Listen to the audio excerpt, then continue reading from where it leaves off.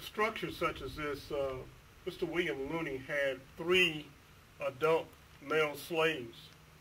And then the records, there are no records that actually say what they did, but looking at this structure, with the thickness of the wood here, which is a little bit about 6 inches, about 12 to 14 inches in length, and about 5 to 6 feet. This probably weighed about 500 pounds. So this is something that 1 or 2 men couldn't do. So Mr. Looney probably employed or had his slaves to help in cutting as well as installing these massive beams for this log structure.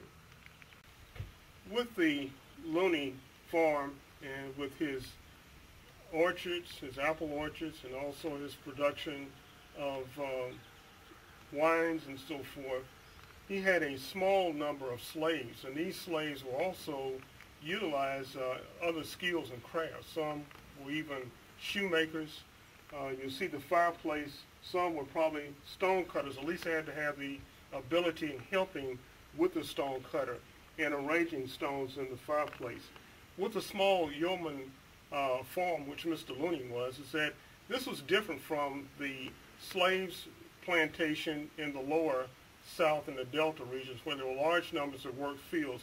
In this particular area is more mountainous, so again the crops that are produced or what's raised during that time period had to be utilized a small workforce, and that small workforce had to be a skilled workforce as well.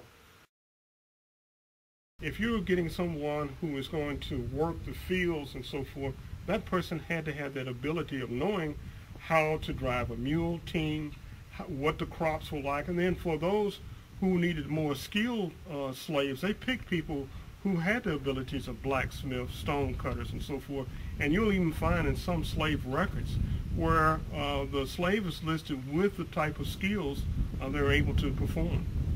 And of course, in the market, they went at a much higher price because of those skills. The efforts of the African American after the Civil War, Emancipation Proclamation, in essence, on paper, freed the slaves.